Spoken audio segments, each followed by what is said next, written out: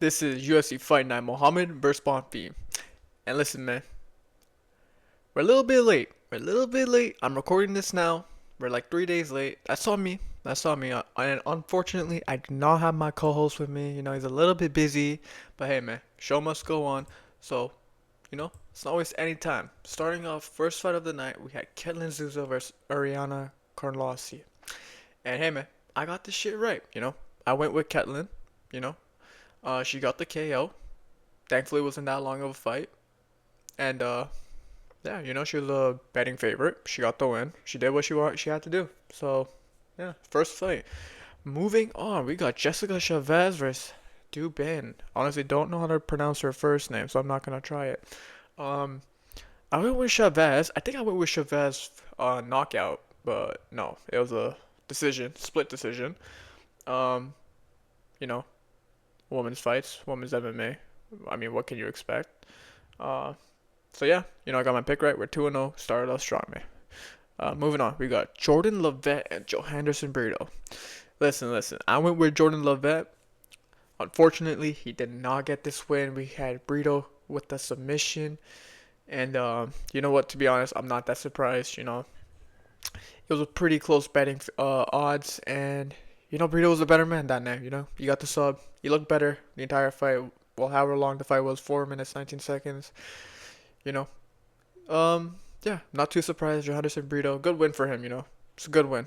Jordan Levitt, I don't think he's just not just like a can. So good win. It's a good win. Next fight, women's MMA, man. This is what they give us, man. This is what the UFC gives us for fight nights, man. This is how they're treating us.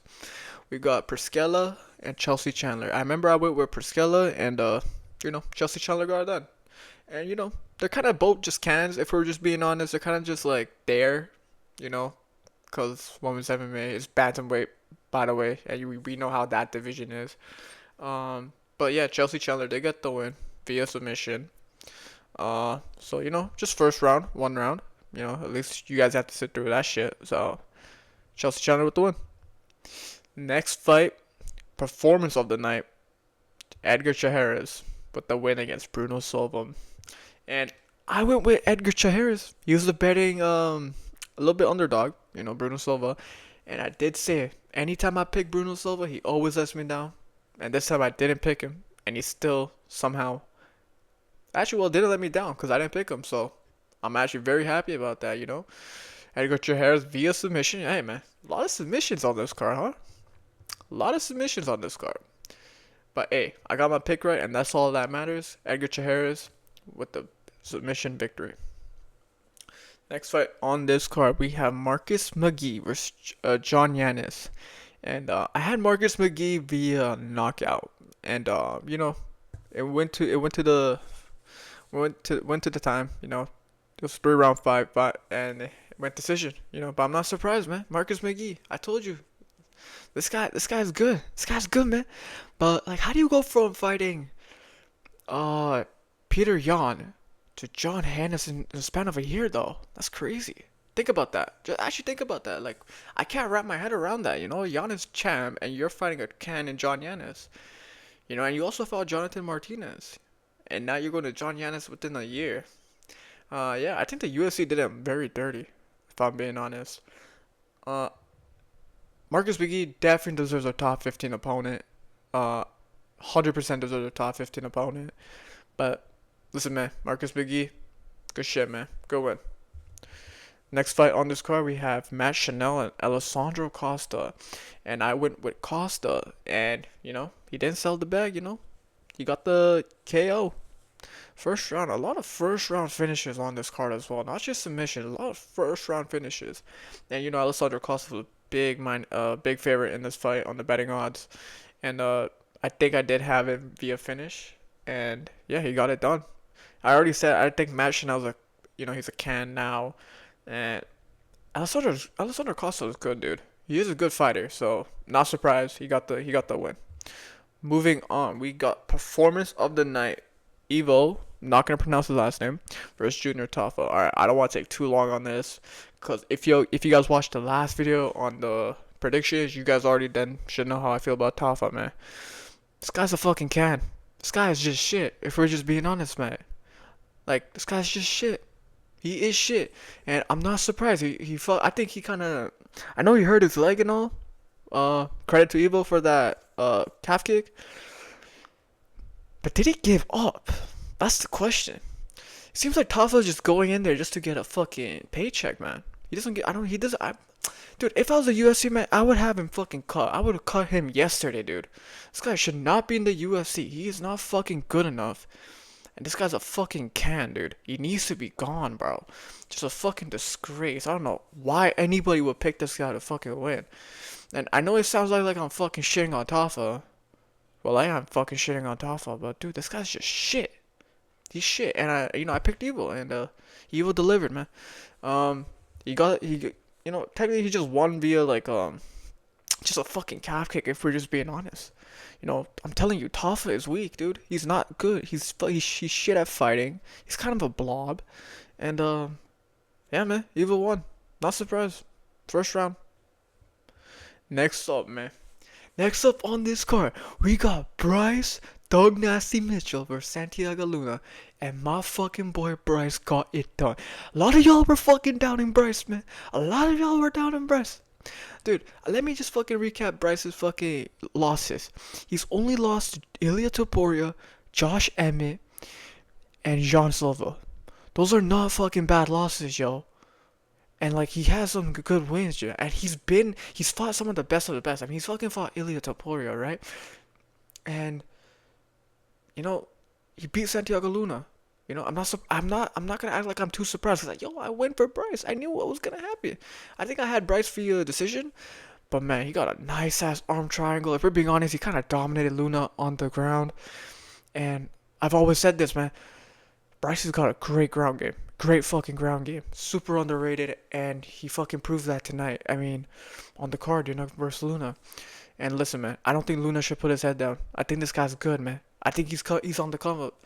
But man, Bryce Mitchell's just got that fucking experience, There's only so much you can do. And listen, man, if I'm the UFC, I'm giving Bryce Mitchell top 10 opponent in the bantamweight. I already said this before. I think this is one of the best moves, career-wise moves Bryce Mitchell has made for his career, moving down from 145 to 135. I never thought Bryce was big enough for 145. I don't think he was gonna have much success there, especially with guys like Diego Lopez at the time, Ilia Topuria. You still have John Silva in there. You got Mazar. You got Alex. 145 is good. You got Lerone Murphy, of course. I don't think Bryce is at that level. I don't think he's obviously not being any of those guys. But at 135, I think he could kind of make a run, man. I don't know. Let me know how y'all feel, but hey, man. We got Bryce with the arm triangle submission, man. So, I'm super fucking happy, man. Got my pick right. And you guys already know how I feel about Bryce, man. Love fucking Bryce. So, this is just amazing. Next up on this card, we got Faris Sahim versus Tom Nolan. And I went with Faris. He was a good favorite, minus 340. And if I'm being honest, I'm not super surprised that Tom Nolan won. To be fair, it was a decision victory. But I'm gonna be honest, man. I expected better from ZM. If I'm being 100% honest, I expected way better. I think he should have won this fight. This is just. But hey, man, Tom Nolan's good, man. He's Aussie, and good win, solid win. So he gets himself into the top 15 in the lightweight division. I'm just curious whether Faris is gonna get booted out the top 15 or not.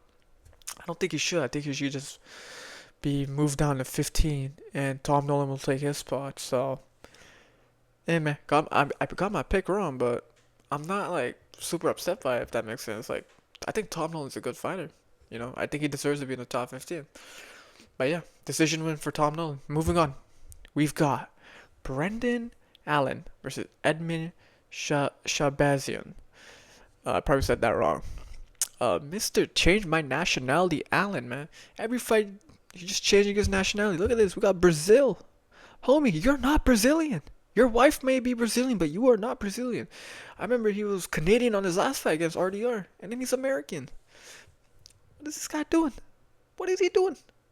Hey man, regardless, man, I went for Brendan Allen, and he got fight that night. He looked really fucking good in this fight, if we're being honest.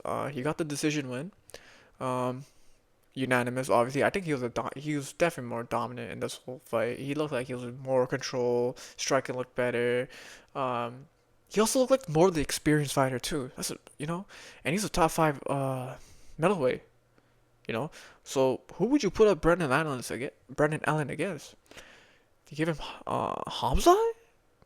Question mark? Like Hamza? I don't think you could give Hamza a fucking title fight now. I don't think he deserves an instant title rematch. So do you give him like Hamza, right? Um, hey man, he's not. I don't think he should be fighting for the belt, but because I definitely think Imanov should be fighting Strickland for the belt. So we might see. Oh, we could see Allen versus DDP. DDP hasn't fought since that Hamza fight.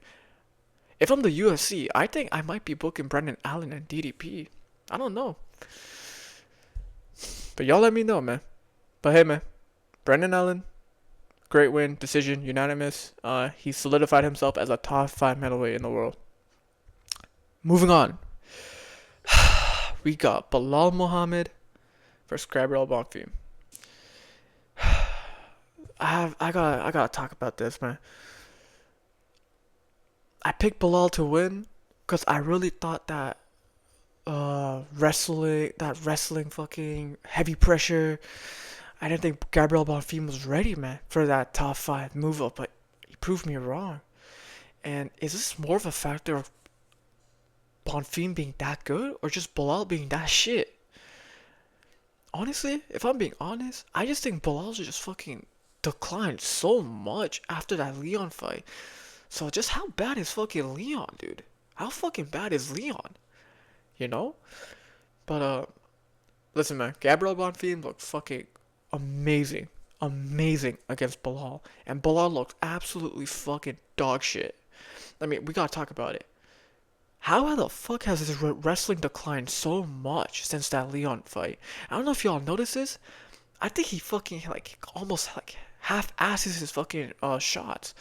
Like he'll shoot a takedown and he'll instantly go into a clinch. Like he doesn't even fully commit to the takedown.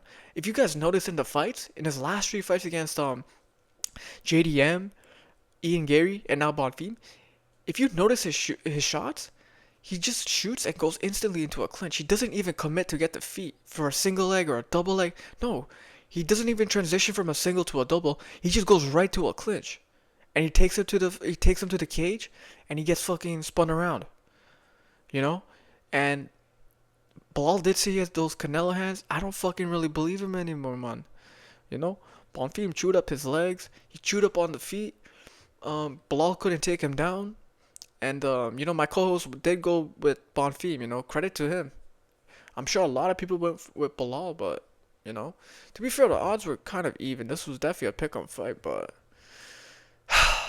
it's over for Belal, man. Now, do I think is he gonna go? Is he gonna go on like a Tony Ferguson-esque type of run with that losing streak? No, absolutely not. There's no way. I don't think so. I think Bilal's still a fucking dog. If you notice, like this guy's fucking gritty. This guy's gritty. He'll stay up at the feet with you, and I do think he's a better wrestler than most people at welterweight. I mean, actually, let's just go right now into the welterweight rankings. Right here. So let's just look at this right now. Number one, obviously got Islam. We got Ian, Protez, Morales, JDM, and now Bonfim, right? And we got Sean Brady.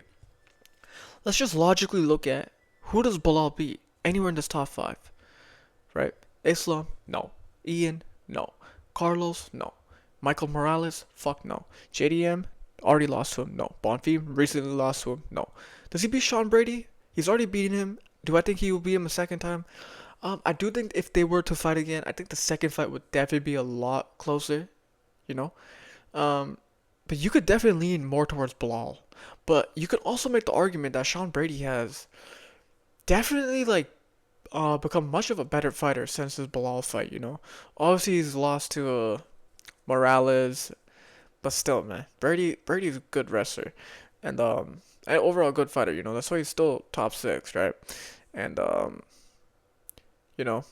than that, does he really beat anyone here? I'd say no.